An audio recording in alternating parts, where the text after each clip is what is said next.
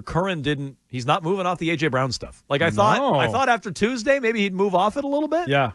And he still puts in the caveat, like, I don't know why Philly would do it, but he's not moving off the A.J. Brown stuff as of yesterday. All right. Now, here's how it went for A.J. Brown on Twitter yesterday. I guess he deleted all of this. Oh, boy. I'm reading from our guy, Savage Sports. He screen grabbed it because, of course, he did. No doubt. A.J. Brown, yesterday afternoon, tweeted out, Eagles community is so messy, bro. Then he had a follow-up where he said, it's like high school all over again. Oh, boy. Crying, laughing emoji. He gone! This isn't even my fight to fight. Y'all speculate instead of taking what the person said, then go on your pages and create articles. Pages? Until look, this is what he said. No, until the national media catches it, you'll always be blaming the media, and it's really you all, meaning Eagles fans. So is this because of us? I don't think so. I mean, I have no idea what it's about, but might not be because of us. It's A.J. Brown, pardon the pun, chirping Eagles fans. Yeah. And wait, why is he chirping Eagles fans? The Eagles fans were all saying, keep this guy, don't get rid of him. I don't know. I'm not pretending to know what's going on, but Curran's not backing down. Something's up. And when we even talked to Elliott Shore-Parks, he's like, we're like, okay, well, he's like, well, the Eagles wouldn't do it. And I'm like, well, what if it was the fourth pick for A.J. Brown? He's like, well, they'd have to talk about it. Wow. And oh, by the way, winning the Super Bowl makes it more likely they'd trade him than not. I'm like, well, so do you think he's getting traded or not? And now A.J. Brown. firm no, but here are all the reasons why it could happen. Now A.J. Brown's clapping back at the fans. So all I would say is that I wouldn't wager on A.J. Brown getting traded, A, and B, getting traded to the Patriots, but I don't know. That doesn't seem like it's a done deal.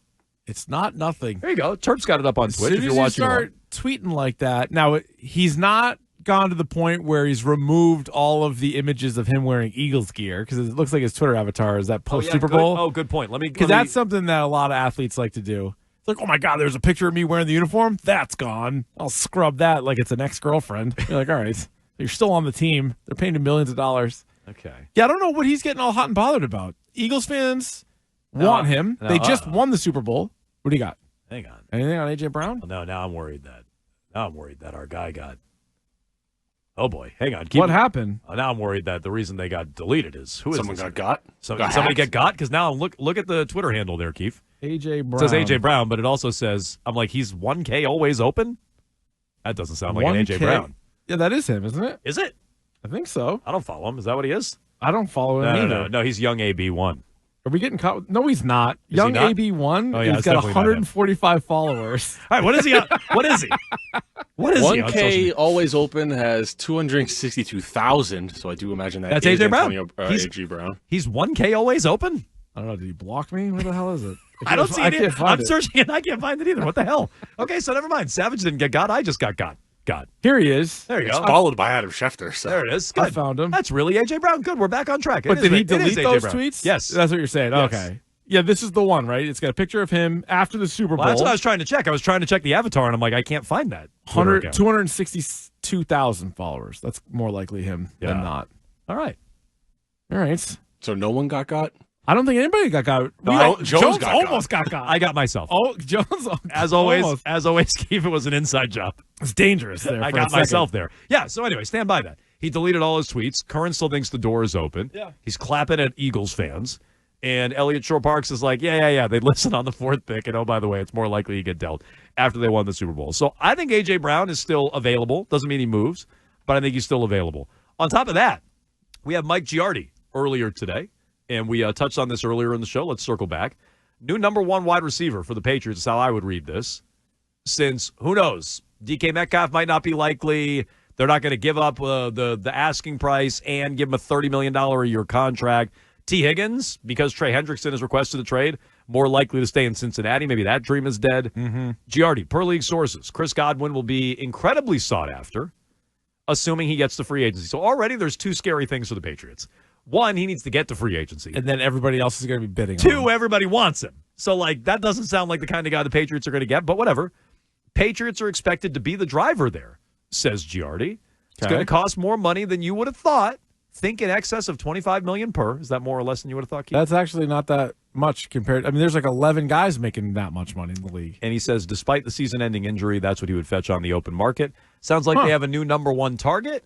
Is this interest kings, or is this something we should believe? Well, right now, I don't think we can take it for anything more than interest kings. Last year, they just re-signed their own guys in Antonio Gibson and Austin Hooper. So they had money last year, too. So it wasn't an issue about money last year. They missed out over the last 2 years on DeAndre Hopkins and Calvin Ridley when it came to receivers. And Hopkins didn't even make that much money. Ridley made decent money, for sure. But no, they're going to have to go pretty aggressively to get someone like Godwin. We talk about all these receivers that are going to be available. And, Christian Kirk, before he became available, got traded. So you're trying to see what the market's going to be. Devontae Adams, Chris Godwin.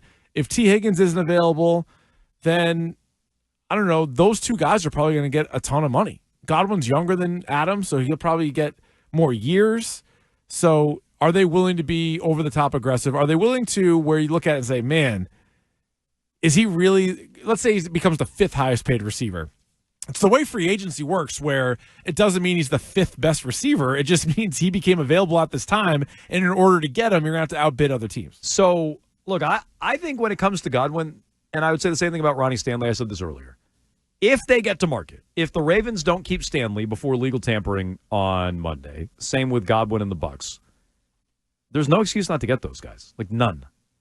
You're going to hear about finance and all these things, and some groundwork has already been laid. Curran said it's football Siberia here, and players don't want to play here. And it was Mark Daniels who reported they were shocked last year that nobody wanted to sign here.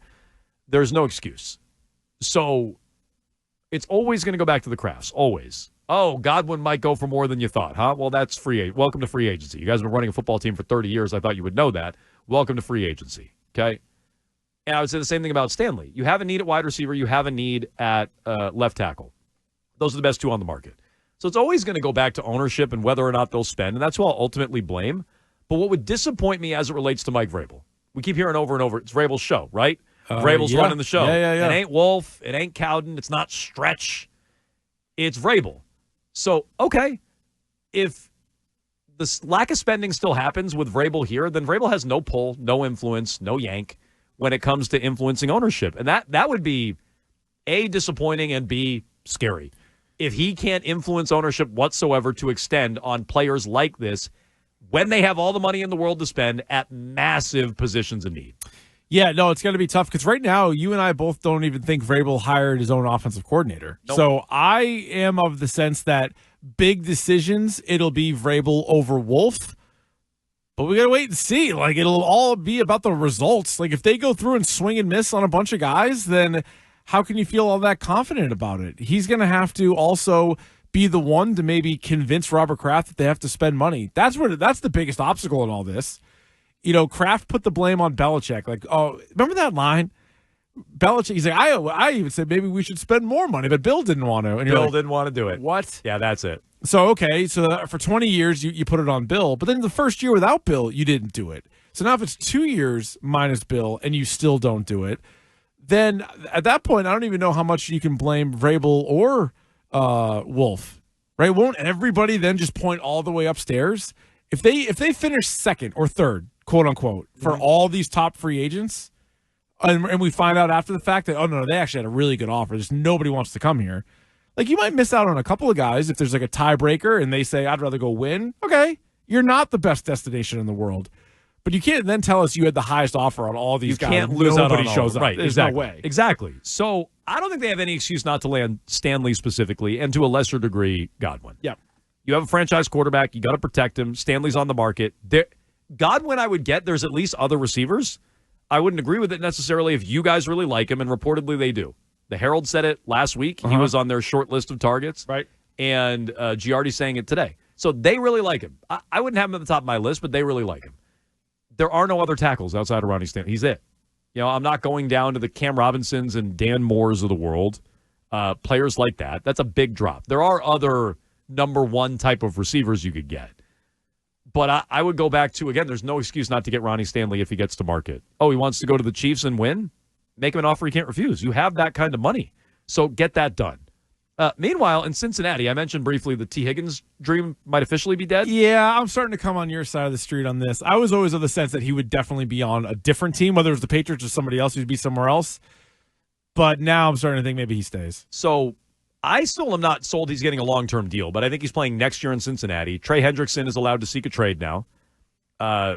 Going price might be like a second, third-round pick, something like that. It's an odd move by them. Just quick aside, like Cincinnati's defense was the reason they missed the playoffs. They had one good defensive player. It was Trey Hendrickson, and they're like, you can get traded. He was runner-up for Defensive Player of the Year, right? Yeah, and there was these advanced stats about like pass rush rates and all this stuff, and it's like through the roof. Like he was so good at it, and it was like he was a one-man defensive team, and they're like, yeah, we'll get rid of you. So you said before you wouldn't have to trade number 4 for Hendrickson. You'd trade the 4th pick for Myles Garrett, who, by the way, said he's ready to hold out in Cleveland if they don't trade him. Yeah.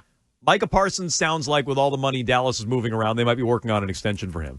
You'd trade the 4th pick for those guys. Would you rather trade a second-rounder for Hendrickson or the 4th overall pick for Myles Garrett? Oh, Hendrickson's pretty damn good. I just want to preface that first by saying number 4 for Garrett. I think Garrett's like a wrecker. And Hendrickson's good, don't get me wrong.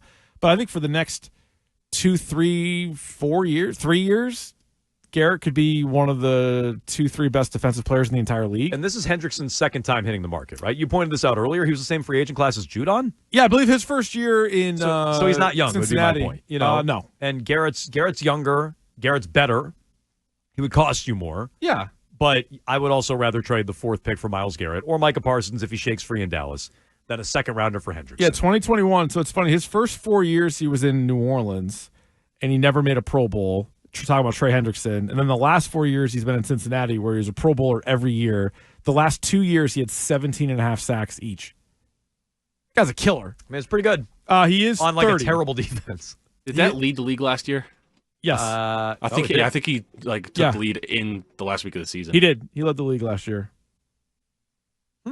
Yeah. All right. And they're like, yeah, go ahead. I guess it's Garrett had 14. I was just saying, as far as I thought through the Hendrickson trade request, I hadn't spent as much time thinking about the Patriots trading for him as I had about just T. Higgins not being available anymore and moving on to different targets at wide receiver. Do you know who was 4th in the league in sacks last year? Former Patriot.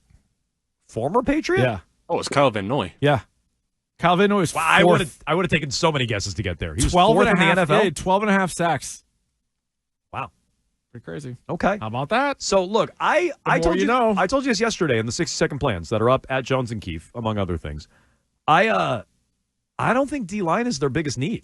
So, like, I'm not saying they couldn't use an edge rusher like Myles Garrett or Trey Hendrickson, but that is not as high on my personal But there's list. that story, too, that came out that Devon Godchow can look for a trade. Like, are they getting rid of him? Well, probably. Yeah. You see his tweet earlier today? No, I didn't see it. Okay. Was he promoting a new episode of Chow Talk? Devon Gauchow. Friend of the show? Let me just make sure I'm not getting God again. You might be Godchowed. But yeah, Godchow had like some thinking man emoji that he put out. What does that all I'm sorry, was mean? it winking emoji? It was an emoji that he put out. We are in emoji season. All the beat writers were like, "What the heck is this?" We need to get an emoji expert on the show that we just go to. It was Nick, could that one, be you? 2, it was 5. I know the crying, laughing emoji in the eyes. It was That's 5 winking, 5 winking emojis.